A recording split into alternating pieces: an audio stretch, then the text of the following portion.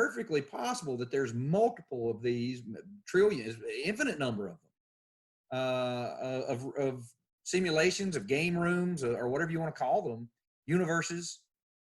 And maybe they interact with each other through a lobby. Like when you die, maybe you go back to the lobby. What happens when you die Right, in these right, games, right? yeah.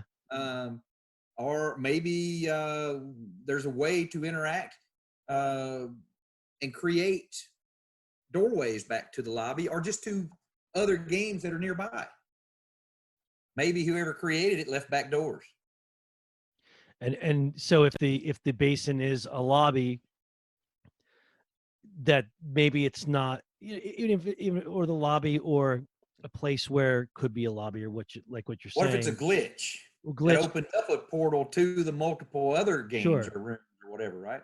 Or and in that regard, if it is, then perhaps others are studying it as well in different time and space. Maybe they Maybe figured it's out, wild. how to open the door from their side, right? And we're just seeing the door open. I know we have to go. I always say people talk about, ghosts, and they're like, oh, I said, listen, I know you think it's dead Uncle Charlie who's banging on the wall over there, but could it just be as possible that in another place, in another world, in another time, there is some living person in this same space that you're occupying in a different way, and they're interacting with some noise they're hearing on the other side of their wall. And I say the same kind of thing. So, it's if it's a space that is um, connecting places, we may not be the only ones studying that Well, space. hey, well, we only see the visible spectrum, which is like this much of the entire, electromagnetic spectrum. How do you know there's not creatures walking around right Right. now that are just in such they reflect and absorb light in such a way that our eyes can't see them?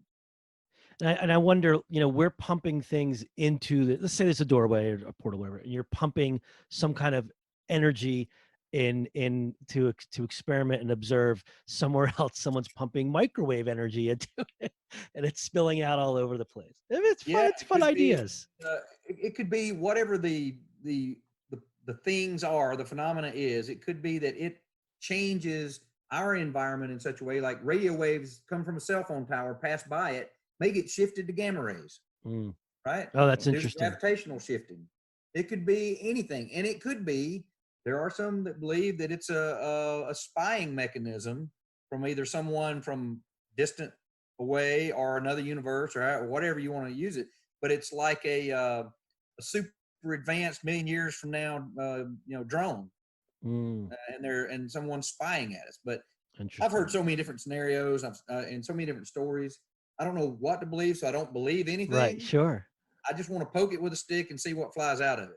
And this is also why science fiction is great, is because you can write the story of the what if, and have fun with it without having to worry that it may not be provable. Now it's using your imagination, it's coming up with ideas, it's presenting possibilities that are just as plausible as any other, and it's But fun. in a lot of cases, science fiction precedes the science. In 1951, Robert Heinlein wrote Between Planets. And in a paragraph in there, on one page, he describes a stealth vehicle to a T.